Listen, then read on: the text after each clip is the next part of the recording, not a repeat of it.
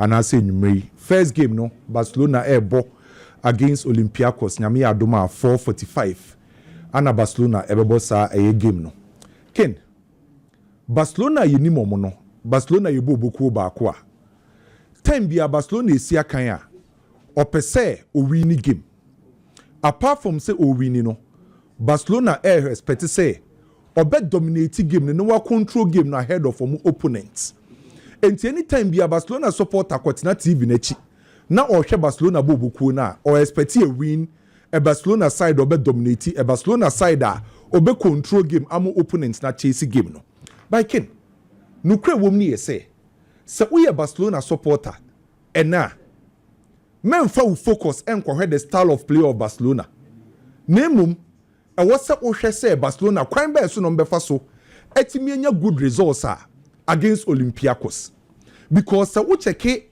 Barcelona current situation enya Barcelona side ken omo bo a beautiful football enya total control enya Barcelona side yenim omo last season no ana you say omo the current situation of Barcelona allow Barcelona for ne say omo nya sa control ni total dominance no so we are Barcelona supporter playing against Olympiacos the only way out ni say obe try say ube hopi Barcelona benya good results against Olympiacos in football say who situation bi mu say a kwan afa so a survival sa situation no say obetima manage enya results no irrespective of the style of play anyhow abebo by uko from now was situation be to say Barcelona de na omo a lot of injuries e wo mo camp na obe try so obetimi make sure say obetimi manage no wenya the 3 maximum points enya de hia so say me Barcelona supporter na me kobo Olympiacos na me nkwohwe say Barcelona na ebebo a efe me nkwohwe say Barcelona na ebe dominate na emu me kwakwohwe say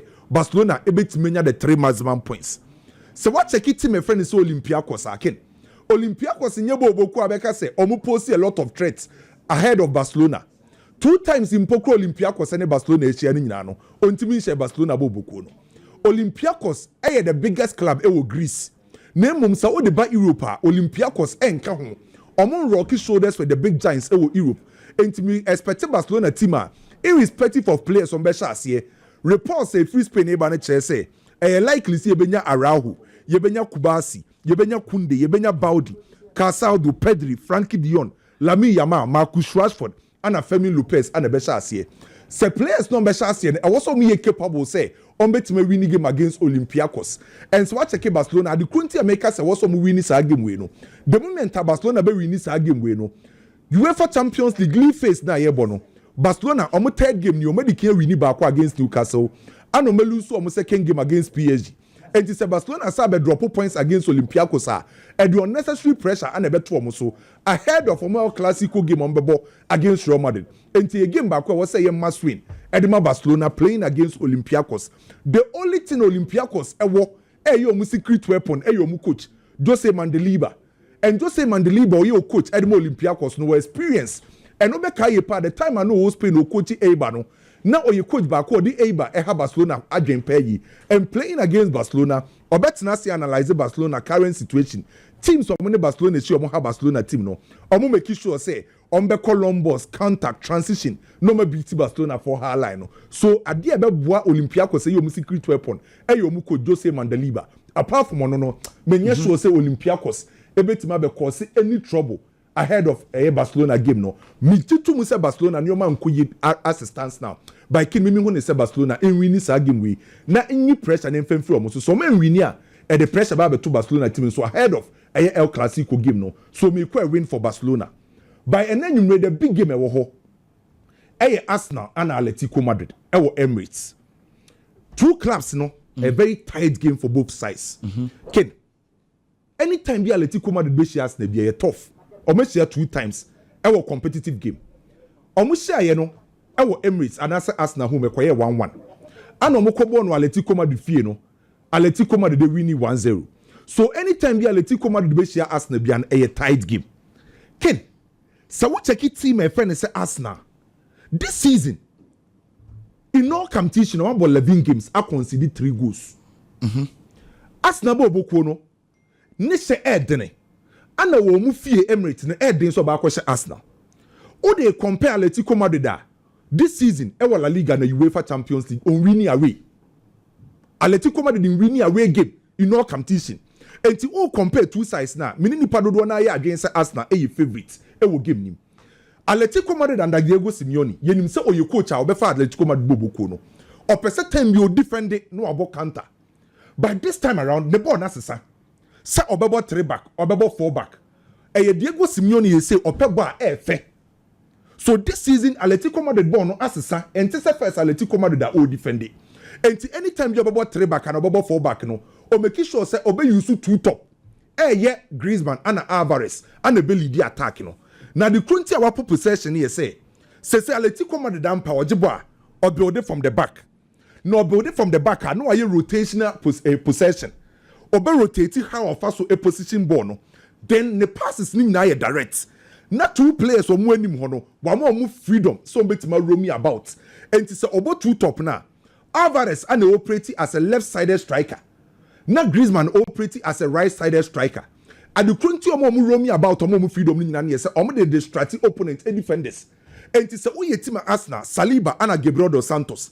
Omo nkonya Atletico Madrid strikers omo static. A obegino omo so. And obehu Alvarez wa ha, obehu Griezmann wa ha. And the moment abaye wadin so be follow ni bia no who create space ah. Ombe exploit spaces no. And it's 2 players no omo kwan omo rotate. Then again, o make sure say 10 bia no obe overload the wings. And to watch a Atletico Madrid this season now, a lot of crosses and omo show go because players me no ombe boss the obe operating as a left back, right back, and also about 3 back and wing backs mostly a branch friends Marcos Llorente and Simeone ombe come nim occupy the wide area. Omo come nim the next thing abe hu ne say between Koki and Akono Gallagher ombe split akoka the wide area hono. Not 2 strikers ne so split into omo create overload wa wings so no my cross and somebody born a better watching him. And so what's asking who's playing against Atletico Madrid. And it's a more opportunity on Beshow. Can you say every single game? So Atletico Madrid be winning and Nobel lose our go. Game be Atletico Madrid double this season be Oshego. Even the Champions League or call Liverpool Lusu in Oshego. So omo players omo capable of scoring. Alvarez ebeto Obeshow. Obiti said Griezmann Obeshow. Pablo Barrios ebeto Obeshow. Even solo Timpoko free bench bano eseti Obeshow. So in terms of attack, in terms of goal scoring, Atletico Madrid says so capable of scoring goals and creating. And anytime you melusubo ni bian as usual, 2 strikers then drop put the Bemeka midfielders now. You making sure say you leave little spaces and the ama Asnabo Bokun by Ken. The ama meje Asnabo Bokun Didier. Over football, my friend will say principles of play. Principles of play football muno. A fundamental strategy, a guided team behavior in attack and defense. And you can say principles of play. Any strategy, team be used to some attack and also more defend it. And currently, so far as that team now, omu crabo no more defend ya. Omu ability to delay opponent attack because of the kind of pressure the mouth. Say Okosia Arsenal. Now also attack Arsenal. The players know that ability to press and the time you slow attack, omu delay attack, And anytime you melusubo onibiano, omunya proper defensive cover. And the players omu enim ho, Joe Carres, Eze, Trossard, Bukayo Saka. Some players winning now ability to protect and make omu forwards no more defensive cover no. And omu forwards no so emma the last line of defense no so cover. And the idea kind of defensive cover as na ewobi. And anytime bian e ya compactness na ya no mu defend ya omunya. And football they be say dem cheche mu no compactness ni 2 forms. You will player compactness and you will the spatial compactness. Arsenal was sad ni bi. Enti ama Arsenal team the defensively are very good. E can who be na all competition. Arsenal consider just 3 goals. Then again so more attack here. Try kwan omo fa so attack. Omo ability to attack. Creativity ni wo ho. A lot of players were Arsenal set up on betima create e the amount. Omo nim go ni she on betima stretch opponent ni team no me biem a create spaces no. And omo individual on betima the ball na dey ato atenem. Enti bi bia e ka principles of play no Arsenal e will be. Enu ko share Arsenal ken. Set piece obetimi dey show. Open play obetimi dey show. Counter obetimi dey show. Enti every approach, every style be an Arsenal team e dey shegu. So a game back when enwumre na be tough e dey am both side. Now with 2 coaches, Arteta a very good coach, Diego Pablo Simeone a very good coach. 2 teams ni wo individual materials are on betimi dia hardwin. By 3 players now what's Arsenal watch out for. Dedi kan Alvarez, Pablo Barrios, Finfi ho. na oha dream pay ana Simeone on the a lot of crosses by Ken Arsenal able ofie no make a double chance for Arsenal either say Arsenal be winning and also be lose but me expect a lot of goals was a game we mu Leverkusen ofie against PSG Leverkusen the first 2 games ni nyina no ontimi winning wa draw and you expect say the third game no obetimi e win this game playing against PSG but me no mienu nim say currently so what the Leverkusen see ho now the PSG boboko ni si ho in terms of air materials bibiano PSG for us ro esen Leverkusen boboko no by football there Leverkusen etna fie e wo Bay Arena no be try say obetima set team e friend say air PSG boboko no e fiti say PSG for sha ase say omo win UEFA Champions League no any team bia ba ko share PSG bia na wo say o prepare ye now the share PSG boboko no say PSG etimi the depleted side the key players etimi pra no more out of the game eko share Barcelona no mutimi dey share Barcelona I chose say side o mu ehu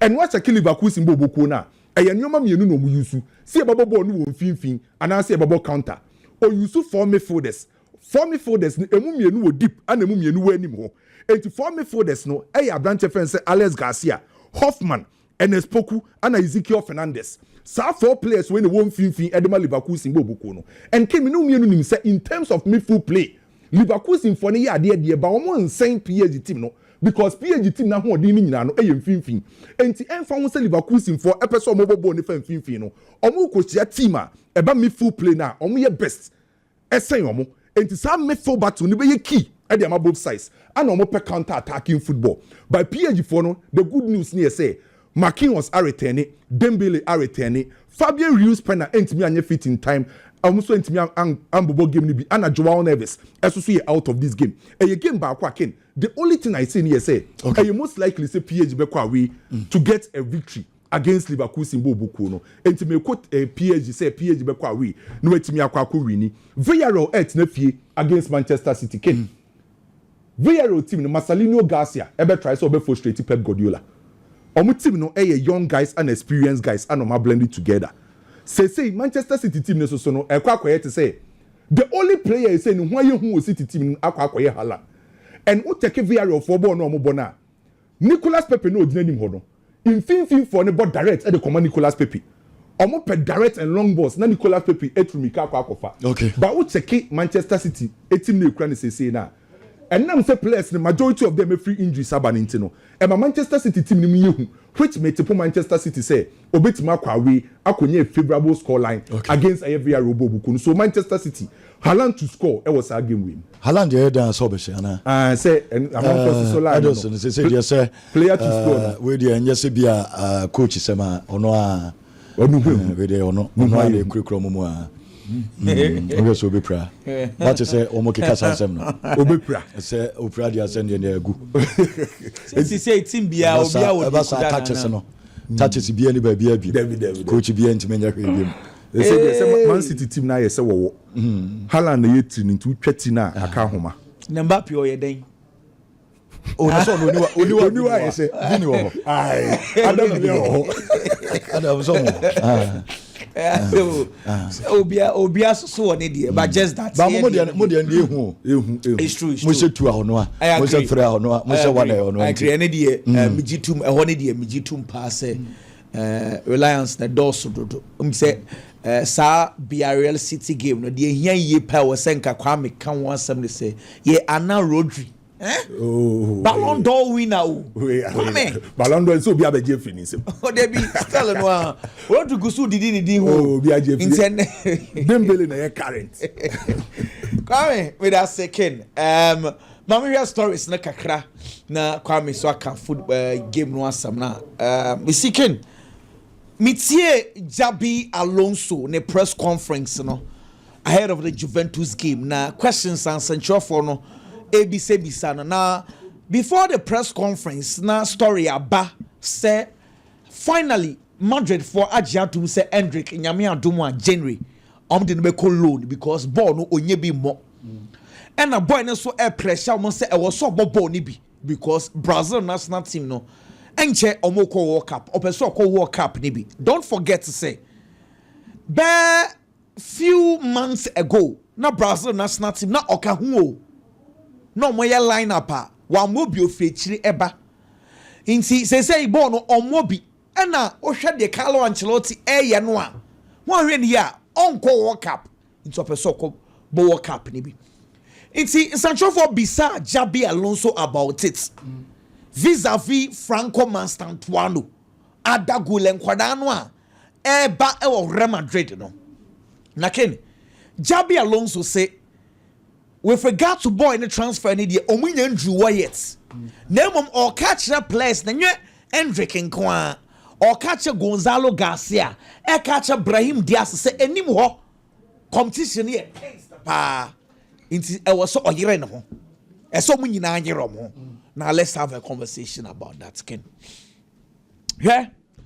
No kwasem e woman say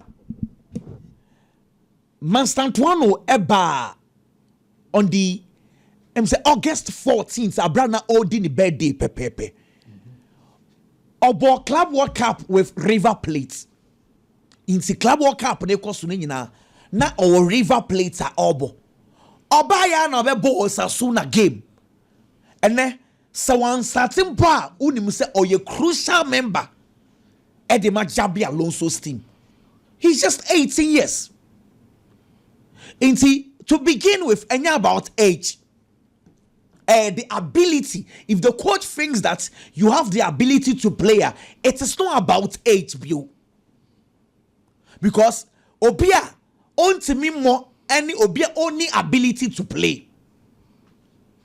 It's for instance, Franco Manstantuano, Nendiana Kwakwa to say we learn Extevao. Extevao was in Palmeiras and now Mobile Club World Cup. Oba Chelsea and nay Wama of the bench eba. It is a preseason. This boy did not have preseason with Real Madrid.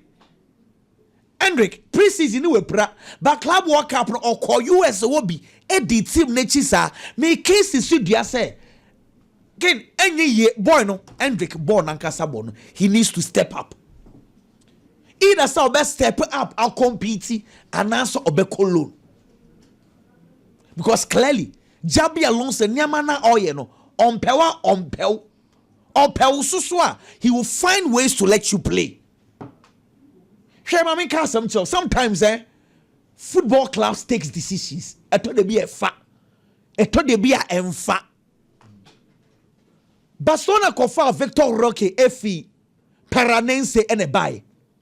King Victor Roque Barcelona to 30 million. Ne Aldonson kwaye 31 million. Obaye amfa quickly. Barcelona let him go. In fact, Barca crane Victor Roque there no.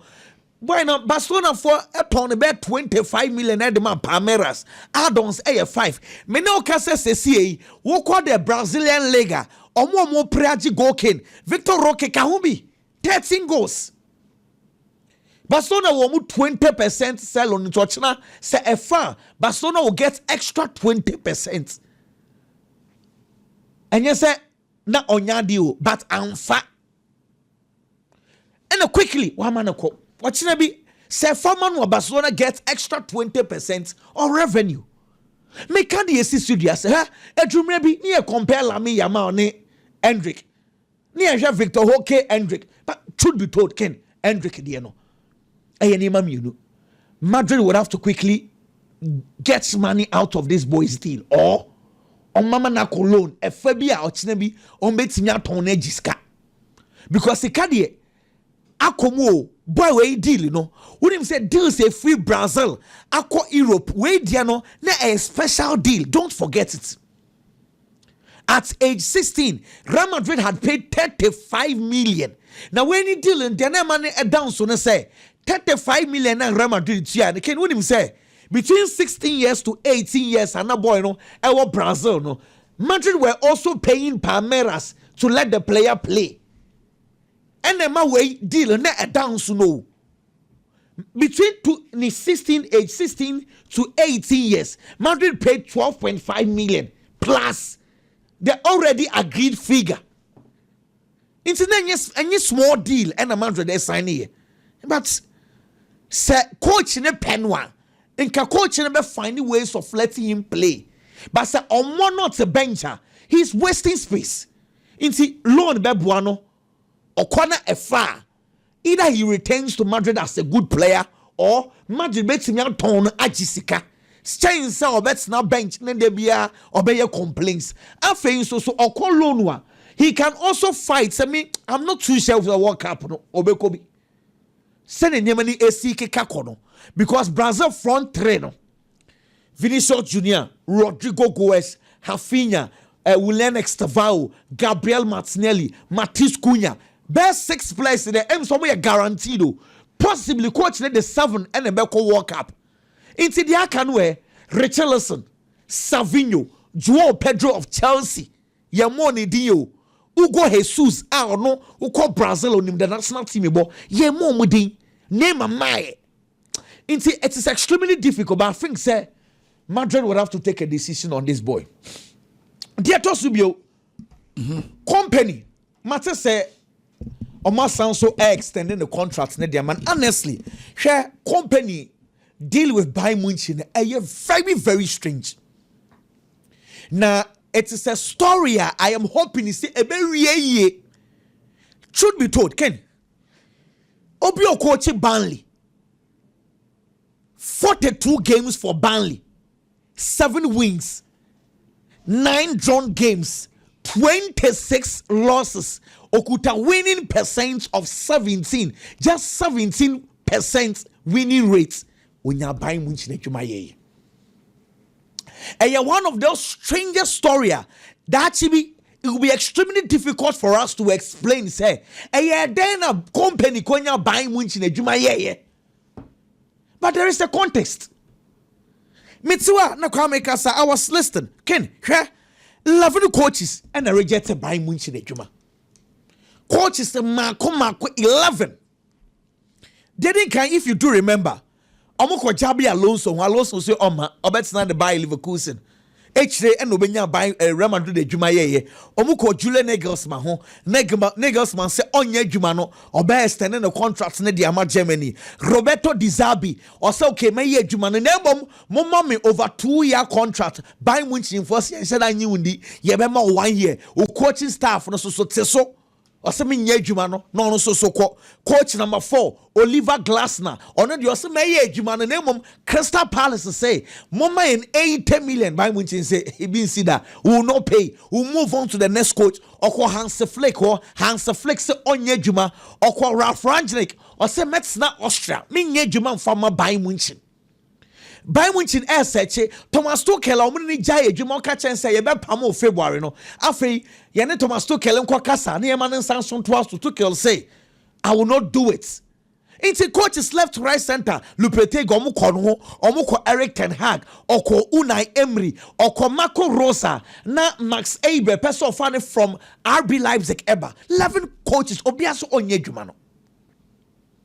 Now sometimes eya na niam be strange kakra company obie nie di daso no wonu no ken obaye minka se afa because Bayern Munich na minim no ye wie season no na so je Bundesliga na so Bayern Munich ekwa quarter finals even in the semi-finals on beka so onye hwe in say fans na ye dey man face and company ya no keke because between 2000 in fact 2012 ekopin be 2023 Bayern Munich omo je leg na toa so nanse na Bayer Leverkusen ebeji ba ku bi afemu yet coach se ba Carlo Ancelotti ni apamo no Pep Guardiola ebo semi-finals miensa Real Madrid yini bako Atletico Madrid bako Bayern Munich bako Barcelona bako coaches are bako they win the Bundesliga yet we say they failed at Bayern Munich. Why? Because of the Champions League. It's if some company is doing well, yes. He has brought calm, yes. Bayern Munich seem to be playing the kind of football the board of directors. Say a season now, nobody is going to talk about how beautiful Bayern Munich plays because Bayern Munich won at a Real Madrid. You better also if you are playing well. Your season, not the pet Yansanka. Yentimi can say why he's successful. Yes, they've extended this contract because they feel say come up Bayern Munich, but entreshe. Dear Tosubio, Javier Tabas, Real Madrid, Barcelona. ntokwa na sa so asori bio Ken game na ya tam edeko USA Barcelona ne Villarreal no asama ba ho ne say one so already yeah in fact football players association no omo ye protest across board intima omo hwe Spanish La Liga ye pass a ball na first 15 seconds there na players ni change now in a form of protest numpo no Barcelona players parts Villarreal players bi okay and one someone ba and now ko bi Javier Tebas say papa what is say Dani Caballero asanso akoye interview say USA na mo de ball no aircon no mo say Spanish La Liga and Tebas say what is that boy na ka sa asem no na o ka che Dani Caballero say onko hwe RMTV refis nyema na muyi na de bia refis Spanish La Liga refis nye sa nyema na muyi wo RMTV no o say eno say ya tambo no de akọ US no den na SA league no and you have Tebas and no diaba then Dani Caballero we now then Dani Caballero also comes back and also so ka say ade na mo ye no say players ni nyina san so akọ you because they think say 15 seconds protest no more and enough. Now they want to do bigger protest beyond the 15 seconds. Tebas and then omuwe ye omasanso akobisa Laporta say Madrid for say yes UEFA for agiatum La Liga for agiatum still ye momo no because Madrid e dey asam no call Spanish courts. Well, Laporta say Madrid can do whatever they want as long as say La Liga for agiatum UEFA for agiatum they are going to play their football there. Well, say the bigger problem no a players association because they are not stopping. And no La Liga for catch them so when ya the legal case because omu good league anymore say and then players association so omu kwa meeting as answer again another way they can protest bigger than what they are doing now. Because almost say 15 seconds. No one say La Liga used to beautiful way to cover the 15 seconds. Say a drew you start a game now no more you camera need a free ho. No match was Spanish La Liga support peace. Until La Liga for us that's the sound. Instead of protest, until we are going to see and then the outcome of the meeting say then ebe koso sa game na ye ko US ebe ba so anase ema so La Liga remains the same. Almost say ebe ba so Barcelona say ebeba so Villarreal say ebeba so Real Madrid Players Association so omontiasie asa this afternoon say na nyema ni city ye behwe any La Liga Madrid and Barca Biggie Dre Champions League games Barcelona playing Olympiacos. This is a game on any day I was saying we are confident now because Barcelona Baba Benya win. It was such a game because of the kind of quality Omu possess and then man tell the ball Omu ball the kind of coach Omu kita compared to Olympiacos. But Barcelona in recent weeks and the man said kind and fama Basabo Boko. Barcelona before the international break, about Champions League game against Paris Saint-Germain. I will lose it 2-1. Or lose it a game there was another opportunity. And then the Padro few and Kabasa Bayan near ye. Now at least what they're redeeming home. That game was the game against the team friend Sevilla. Unfortunately, on also Che Barcelona Esheno. It depends the worst of the Barcelona team. Fortunately for Barcelona, international break baby chemu. Into umbenya time kakano mo dia toto niyama ba kumienu. I wo team ni mu. Said they be omo Barca, omo performance liberty me akonkai. And so they amomo. Right after the international break, fortunately for Barcelona, the game they played was a bit difficult though. But the most important thing, I'll be team football, especially in a league format, and it's all about 3 points. It's Barca picking up the 3 points against Girona. I be more confidence at the Ababa game way mo. Olympiacos on the other hand, Ken, you want never be a Champions League ni moi. It's a team nya. Net be boa team no man performance e konkai. One of those things is a consistency in the competition. So consistency that team here, never man performance a konkai competition ni no. Olympiacos in Nibi. With no disrespect. Olympiacos are missing out on the group stages of the Champions League since 2020-2021. So about Champions League group stage now in the amano. Until after 2020-2021 season, this is the first time they are playing the group stages of the Champions League. It's the consistency in our team here to get them there. That is number one. Number two, our performance, our Champions League game is questionable. Because the first game of the Champions League season, Okobo Paphos. Paphos no initial, and Paphos the red card. Early stages of the game. Omu bo game ne the point. Olympiacos and Timmy and She. And Omu game no. Another opportunity against Arsenal. One of the strongest teams this time around. And Okoko she Arsenal home. Unfortunately for them. And also some lose is our game no. And the Champions League ni mu. And found say onya consistency no. Ye sha ase na nka all shempo a obetimi anya gidie bi wom. But ye started Champions League in so the first two games na wabono. Wa pick 1 point. Ontimi win game wa Champions League mu. The only adiom ri beto so e omu coach e friend say Mandeliba. Wa coach was Spain, he's a Spanish. Wa coach Sevilla. Wa coach Bilbao. Wa coach Levante. Wa coach Osasuna. He's the only person omu feel so betimi abom no maye adwuma. Park ne so.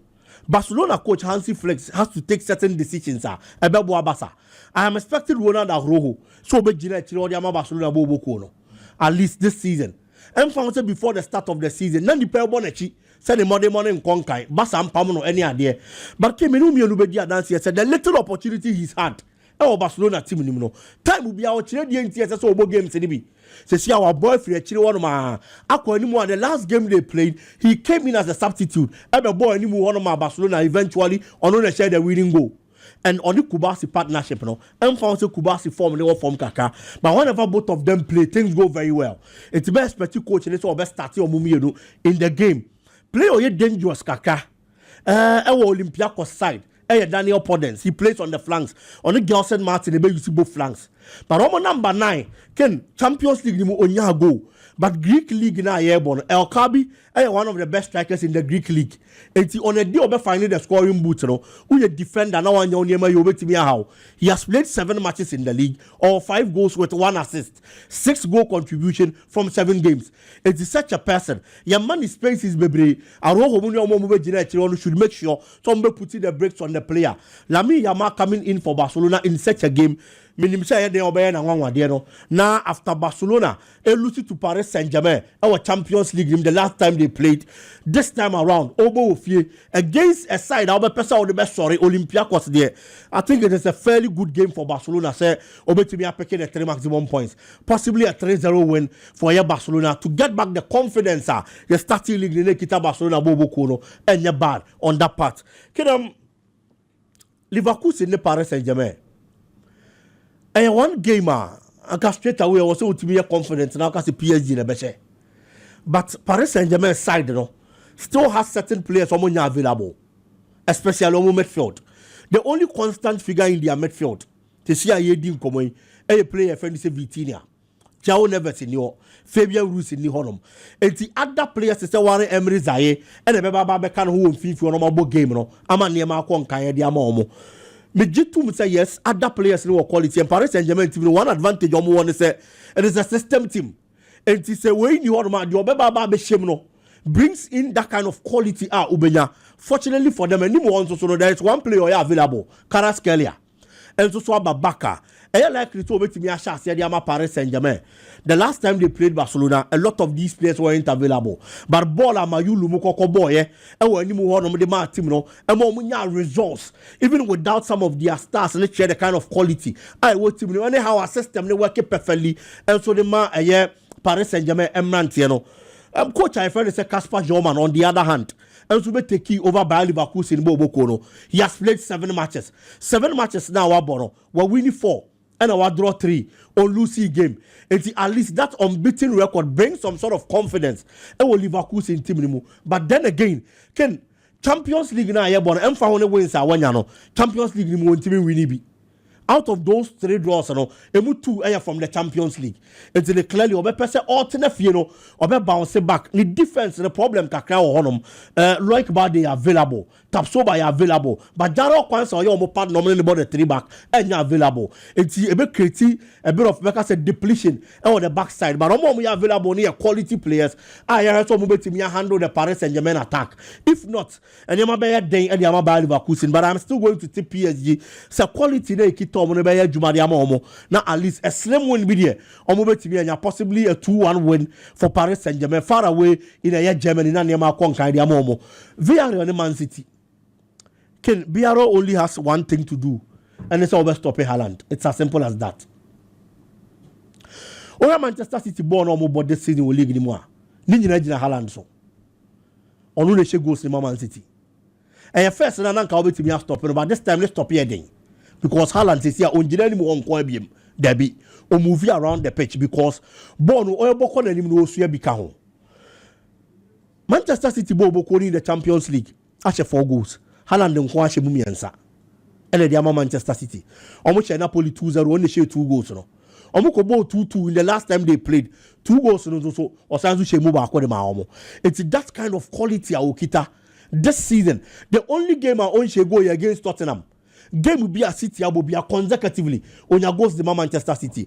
A do better will stop City. I don't want to make sure to stop here and with talent. But how to stop him and a problem. Me who a year Renato Vergamo, some of your central defenders with no disrespect. I'm betting me stop here and with talent. A very difficult at the amount. So I'm betting me yes idea. I'm betting me on your day. But if that is not done, Manchester City be carry the day. And so ken me that's Messi about so sisia enche sa games no ene amofa at the live commentary and so ebeba